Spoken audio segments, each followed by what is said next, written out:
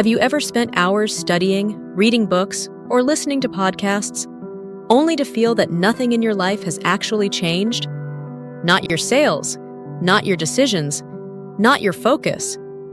If this sounds familiar, the problem is probably not that you're learning too little. The problem is that you're learning without a purpose. Hi, welcome to Growth Voices.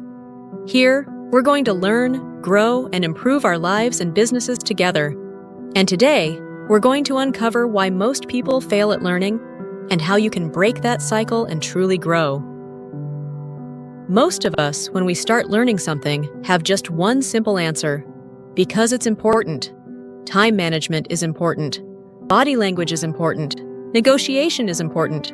Personal growth is important. But let me tell you this right away. Being important is not enough reason to learn something.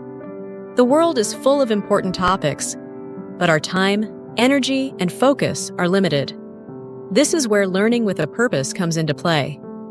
For example, if you ask someone, "Why do you want to learn time management?"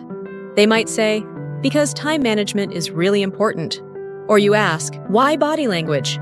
They say, "Because it's very useful in negotiation." But these are not goals. They are just descriptions of the topic.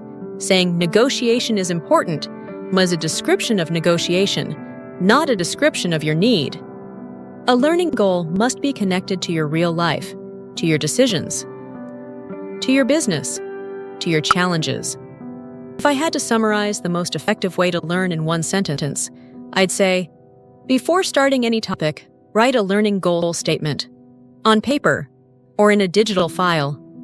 It doesn't have to be complicated. 100-200 words is enough. But this simple step will help you know what you're aiming for, cut unnecessary lessons, and make your learning purposeful.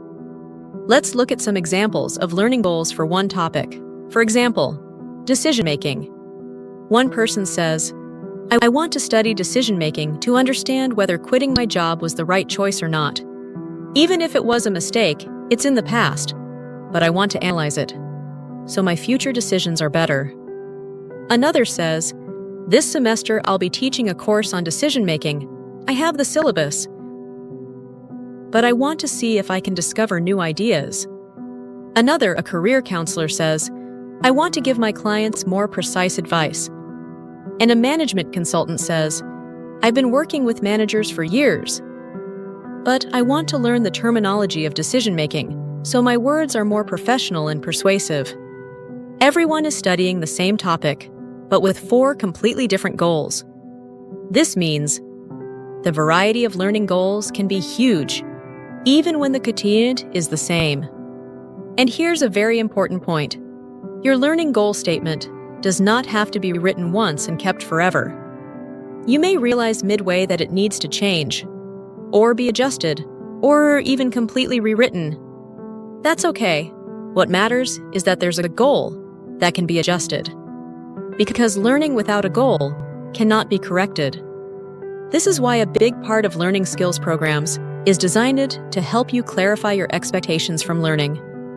And now, the final question. What's your experience with learning goals?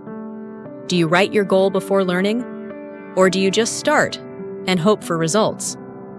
Write it in the comments right now. What are you learning and why? And if you found this video helpful, like it, subscribe, and hit the notification bell. This is Growth Voices, where learning turns into growth.